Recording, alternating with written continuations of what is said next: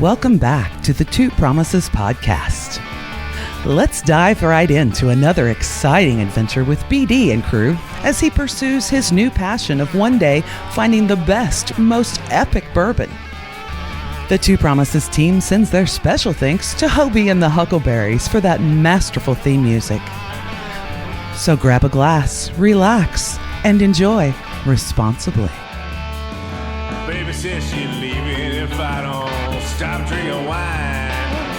So I switched to whiskey, now I'm feeling fine. Drinking that smooth, smooth whiskey. No more wine. I like straight bourbon. Baby, you try the ride. Welcome back, ladies and gentlemen, rogues, wizards, sorcerers, swashbucklers, miscreants, cretins, recons, captains, and everything in between. Oh yes, and of course our loyal listeners and newcomers alike, welcome back. Super glad that you were patient with me. We had a few travel delays, but we are back recording. We are in BD Studios, but we're still recording as if we were BD Mobile. We're still working out some tech issues. We got a few upgrades with Black Friday and everything, so stand by. Hopefully we're going to have all of our audio issues dialed. Now, we're picking up with part 2 of what we started recording while I was in Medellin, Colombia.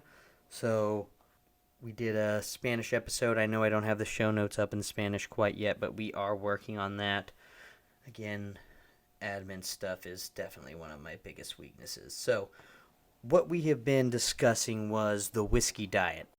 Now, I want to clear things up. Whiskey is not an essential part of this lifestyle change, but since I kind of initiated it and whiskey is a central theme in my life, I'm calling it the whiskey diet. You can use whiskey or alcohol or not. That's besides the point of what we're actually functionally trying to do. Again, we discussed in the last episode, part 1 of this, where alcohol is more of a lubricant for a machine that's already kind of been utilized and in use, and I think there's also a lot of great things about alcohol, but that's the topics of other episodes. But right now we're trying to talk about how I'm using what I'm calling the whiskey diet, or this lifestyle change, to more gradually and more comfortably transition my body's primary and preferred fuel source from a sugar-based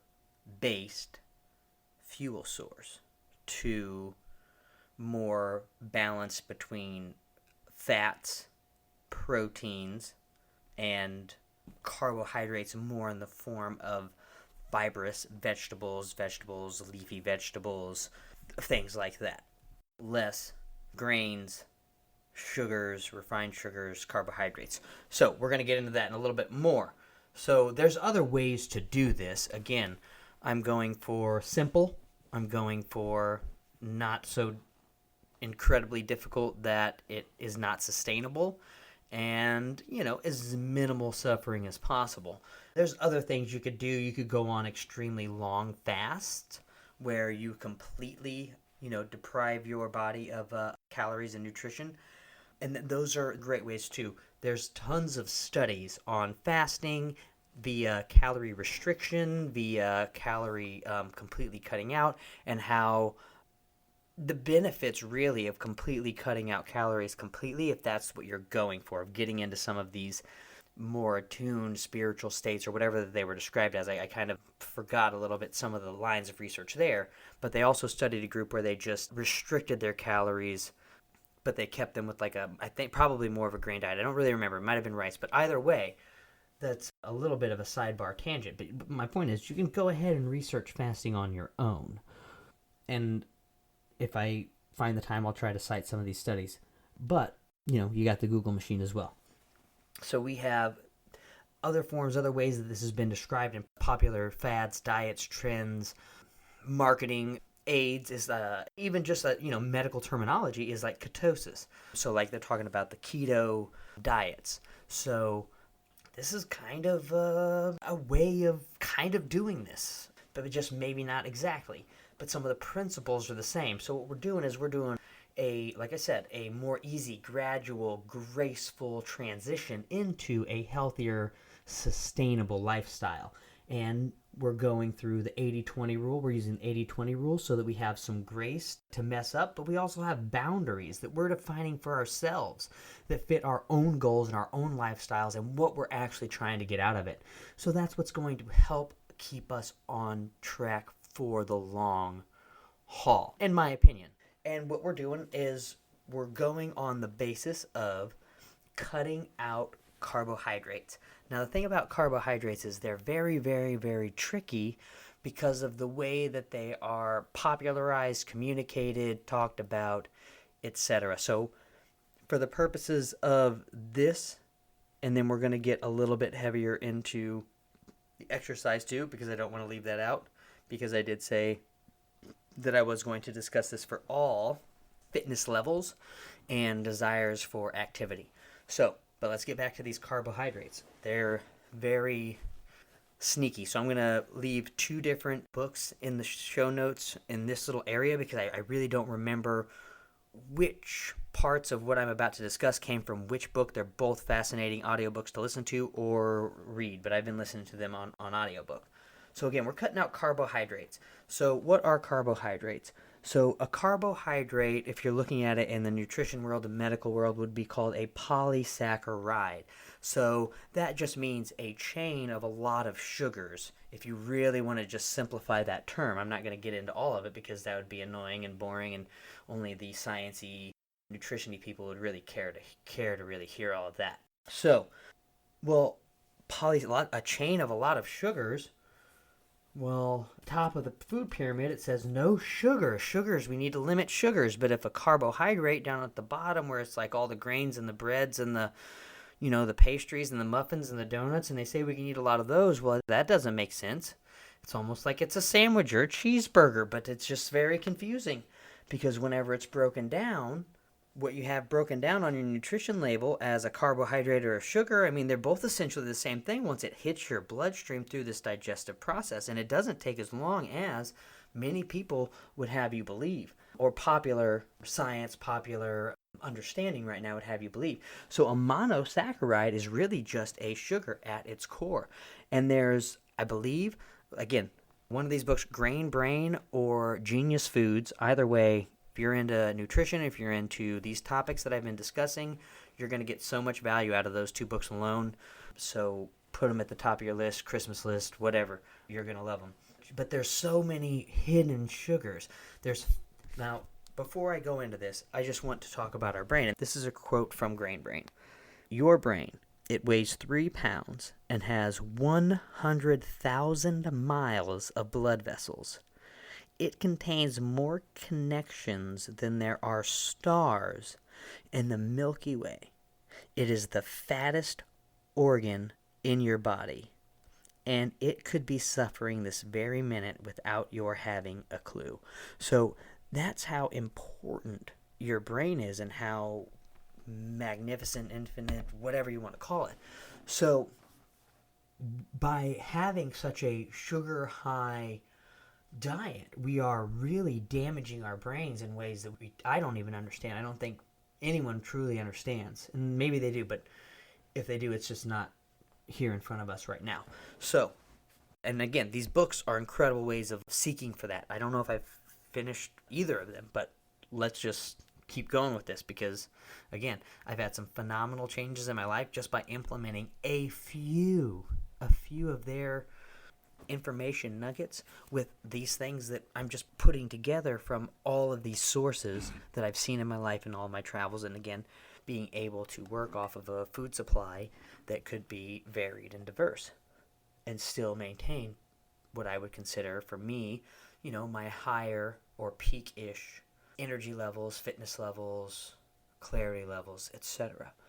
So again, there's 56 different names for sugars. So the O's is fructose, maltose, dextrose, All of those things, if you look on a label, they're sugars. So they're going to have a similar effect on numbing some of the receptor sites in your body, and also consequently starving your brain and depleting your brain of the nutrients that it really needs.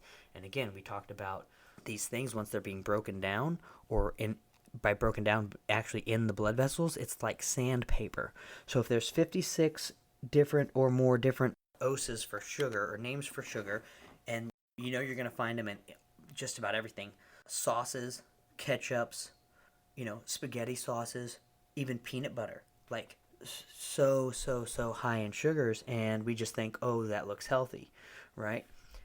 So be aware, be cognizant. You are working on greatly reducing those carbohydrates. Now again, once you're in your windows, feel free to indulge, feel free to eat those things, because you are allowed to. That's why you're restricting those calories to those time frames. And in those books, again, you want to keep they're referencing a lot of really great studies where you really should keep your meals like away from bedtime, because your brain is going to be going through most of its regenerative processes, and it's not going to want to have to be bogged down by a lot of those digestive processes, by a lot of those hormonal changes, spikes, etc., caused by having so much sugar in the bloodstream. So if you're really, really, really looking to optimize, keeping them 4, to 6 hours away from bedtime. I don't know the exact window, but again, do some research on your own. I'm giving you some shooting lanes for you to go off of, with a little bit of depth, but also a little bit of breadth, so you can explore on your own and find what's going to work for you, because that is the key element, is finding what's going to work for you. You might not be trying to go super high-end, high-octane athlete. Maybe you're just trying to get a little bit more energy throughout the day. So again, I'm trying to speak to a broad audience. If I lose you in some of those medical terms, or I lose you in some of those things, that's okay. Listen to the main things about getting away from those sugars, right? Now we're going to get into the activity part. Oh man, I don't want to go to the gym. I can't afford a membership. I don't want to go try to look for weights. I don't want to make weights. Oh my gosh, how many push-ups do I have to do, or whatever it is. Again, don't stress about those things. Start small. At whatever activity level you're at, take a small next step. For me, honestly, this year, as depressed as I was and as hard as it was for me to get out of bed, it was do something a little bit more active than I would normally do. And so for me, that kind of started with just taking a walk in the morning, or whenever I could do it, and just getting out, getting some sunshine, moving my body, getting these pumps moving, right? Helping my lymphatic system and my circulatory system and my skin, absorb some of this sunlight and all of these chain reactions throughout my body that kind of were occurring. So start small. Just take a breath, take a breath. Just work on breathing exercises. It could be that small. It could literally be that small. That's been another passion of mine this year, is just working on breathing, and how that sometimes I feel like I can strengthen my core from the inside out almost. Just different breathing exercises combined with yoga. And I don't know, I'm exploring some of these things. So these are exciting things for me, which keep my mind engaged. So the more senses that you can engage in this entire experience, the more long-lasting and the more positive neural pathway reinforcements you're going to develop. And all of these sensory things are just going to amplify, magnify, and just really keep motivating, fueling that fire, kind of like with our interview with Mr. Say. So do something more than I would normally do, and that's kind of where I started. And then eventually was, okay, well, I would see I had a couple apps, like a Fat Buster app, and I don't know, maybe that's what it was. And I would do some of those, and I would go through some of my old workouts that different people would write up. That's another good thing, is on your journey, just start taking notes of every exercise you do. And just, if you can centralize that, whether it's on an app on your phone, whether it's a notebook, whether it's a book of woe, whether it doesn't really matter, or a book of swole, again, have fun with it. Find motivational, encouraging ways to kind of give you that little peppy boost, whether it's a smile or like a war cry, and you know, let those things build that encourage you. And then again, like, you're looking at your phone, you're talking to people, you're seeing their motivation on Facebook because you're talking about your journey, you're putting that out there. Other people are catching wind of it, feeling it, that, like, that whole momentum rise, the whole tide rise. And so now all of this is just this communal bubble, this big bubble of just this more positive energy. So you're just letting yourself receive all of that because you've made those steps and you've taken those actions to give your body love, to, reset your body in a way that you believe is going to give you more energy and you believe is going to make you feel better, and actually take the steps. You're just going to create this positive cycle of, sustainable energy and excitement. Of course, you're going to have bad days, and that's okay. I'm not saying every day has to be a high. Every day has to be the best day ever. But once you start, what I noticed was, once my body started feeling cleaner, once I started feeling cleaner, once I started having more clarity of what was important to me and the action steps that I was taking to manifest those in my life physically by taking care of my health and, believing that I was important enough to take care of it and to take the time, regardless of whether I thought in my head or believed in my head that I had the time or not. But I was taking the time to invest in my body, to invest in my health, because I believed that that was important for my survival. That was important for my mental health. That was important for my ability to tackle the next challenges and obstacles that were inevitably going to come into my life. So just something more than I normally would. And by this positive cycle, I started saying, okay, well, let me do 100 push-ups a day. I'll just start in sets of 10 or whatever. I don't remember the exact increments. It's probably 25.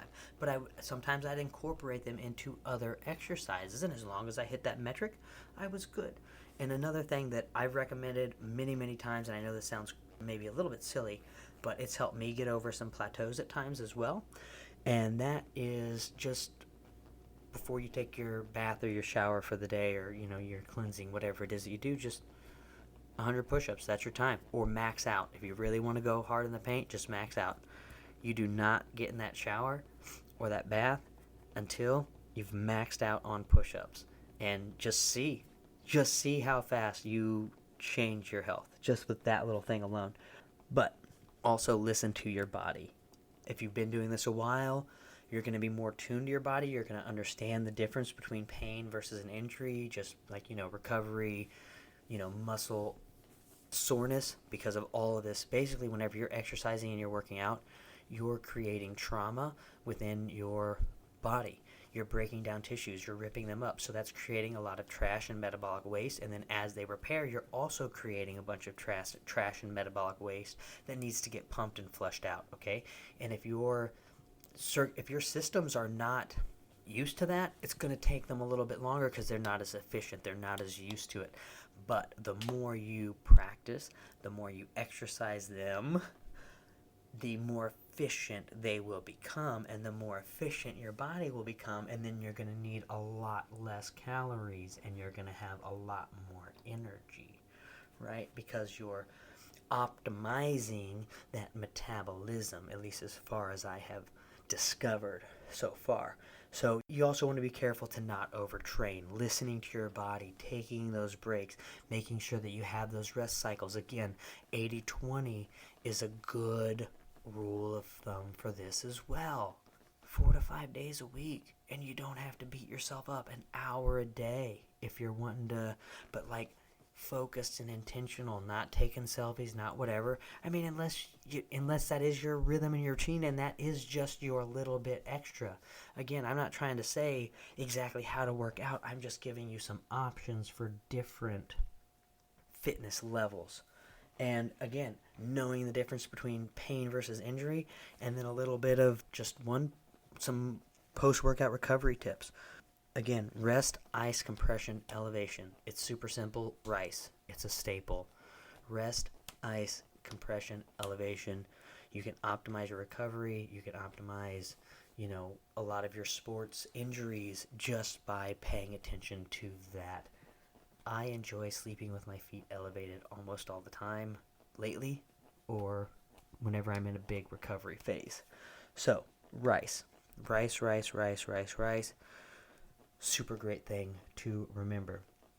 Also, don't forget to stretch, don't forget mobility. That is my biggest downfall, my biggest weakness, and it's also been the thing that's created most of my trauma, injuries, etc. throughout my career. So it's like if I could rewind time, I would have focused on yoga a lot earlier. And again, that's been part of this year and my self-discovery this year and my growth this year is incorporating yoga and breathing and more recovery and more of those longer, like long, slow distance things to get you into out of those fight or flight type exercises, your CrossFit, your explosive things, and into those exercises that like really wear you down. Like a long, like just think if you're going out for a hunt and you got to travel a long time and you're on the road a lot and it's really wearing you down and grinding you down, and then you have your hunt. Or you're on the march, you're going out to this battle and you're already worn down, and then you have your big battle. So something along those lines, but way less dramatic. Way less dramatic. But again, having those recovery cycles, getting into yoga, feeling those stretching. And again, I had some weakness in my glutes, but I've had some really bad, I believe, back injuries because I've had back pain and mobility issues there. And I believe I'd been restricting my blood flow there because my lower back was strong enough to support a lot of fairly heavy lifts, and so were my legs. But it's almost like I had like no gluteal tone for whatever reason, at least not to reflect those metrics. Well, this year, once I got more into yoga and stuff like that, I started feeling a lot more blood flow in those areas, and I started feeling a lot more improvement, and consequently a lot more improvement in my overall form and function. So, do not underestimate the power of stretching. I'd like to give a shout out to my Shotokan instructor way back in the day, Bruce Hayes, I believe. Anyway, sorry, but butchered that. I apologize. It's been a long time, but my good buddy Dustin was told me he went back to the class and says that he is still lightning fast, looks like he hasn't aged at all, and he was really big on stretching. Most of our class, or at least a good 30 minutes, was stretching, and that's something that I really did let go over the years, and as I've gotten older, I've definitely regretted it. And he even warned me way back then. He's like, when you're young, everything's just so fluid and so loose and everything. But when you get older, the more you let it just tense up, you're not just going to be trying to stretch muscles. You're going to be trying to stretch tendons and ligaments and fascia and all this stuff. And, he might not have said all of those things, but I know he said tendons and ligaments. You know what I'm saying? And it is so true. So if you're starting fresh or if you're already in the grind, get some good mobility in, whether those are mobility WODs, whether those are yoga exercises, or your own individual full-on good stretching and mobility routines. Definitely do not underestimate the power of those things. And again, that's the simplicity of it. I know you've gotten a lot of information here, and I don't want to be overwhelming. So let's just break it down one final time to summarize at the base level just how simple it is to really truly revolutionize your health, be able to eat, because now I'll eat throughout the day. I don't feel as restricted to those windows, but I have healthier choices. I have healthier decisions in front of me, so I'm not as dependent on those high sugar sources of energy. And that gives me so much more freedom and flexibility throughout the day because my energies are not so erratic based on these cataclysmic shifts in blood sugar perceived demands and perceived shortages or whatever. So it's a little bit of pain up front, but all of the benefits on the back end are extremely worth it. So you just got to trust the process. You got to get through it. You're going to have your own different manifestations as your body kind of adapts and as your body kind of works through things. Again, common ones that I've seen is some really weird bowel movements and things like that. So just keep that in mind.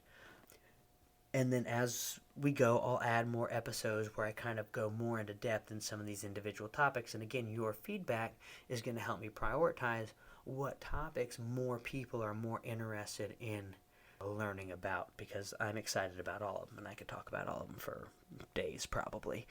So, summary, goal, shift the body's primary fuel source away from sugars. How are we going to do that? We are going to slowly remove sugars as a source of fuel, and we're going to put other good, healthy, clean sources of fuel in their place that reflect our ideologies. So if you're not a meat eater, you're still going to need to find ways to get some of those good, healthy fats. Like I said, there's great alternatives. I personally do not believe that to optimize your health, completely getting away from meat and animal sources is the way to go personally. But again, I'm not trying to push an ideology. I'm telling you some things that have changed my life and how you can, even with your own ideology and your own beliefs on, planetary connections and, all of this, right? Avocados, all of your like sunflower oils, vegetable oils, you know what I'm saying? Avocado oils, olive oils. I just found these cold-pressed organic olive oils line, and I really enjoy them. And those are good for gargles, like I've spoken about before. They're good for cooking. They're good for just drinking, you know what I mean? There's some good nutrition in there. There's good fats in there, right? So you're moving a lot from sugars to some fats and your healthy fibrous vegetables, right? And for me, meats. So again, avocado and bacon with, lemon and salt. Boom. For me, that's super balanced. That's great for a snack or a meal to start working my body away from these sugars, right? And giving myself some grace with the 80-20 rule. I'm on it. I'm following it 80% of the time. 20% of the time, I fall off. I binge. I have a cheat day, I have a cheat weekend, whatever, but then boom, I'm right back up on that horse, right? So, and then the next thing is just do something a little bit more activity-wise than I normally would do. Hydrate a lot, drink plenty of water, and if you need to lubricate, if you need to get a little bit of stuff to kind of keep your energy, your body in the plane that you're needing to be in that flow that you need to be for productivity, for work, whatever it is that you're needing to accomplish to dominate your day, to take action, to take charge, and to accomplish your goals and meet those metrics that are important to you, right? Add the lubricants as necessary, but don't overindulge, So that's what I got for you guys this week. I hope you enjoyed the show. We're going to get this out and up as soon as possible, so maybe next week will be the Spanish episode of this. We will see. Thank you all very much for tuning in. I hope you got a lot out of this. Please, again, give me feedback. Would love to hear what you have to say. Thanks again, everyone, and have a Merry Christmas, Happy Holidays, Happy New Year. I'm super excited. Look forward to chatting with you all soon. Take care. Thank you for joining us today on this curious roller coaster of life. If this is your stop, please exit peacefully and enjoy the rest of your day. If you're ready for another one, just push play. A final note before you go: thank you. And thank you for feeling. The distillation and aging process is different for everyone. I'm not quite sure what you're ready for, so please sip slowly and enjoy responsibly. Baby says she's leaving if I don't stop drinking wine. So I switched to whiskey and I'm feeling fine. Drinking that smooth, smooth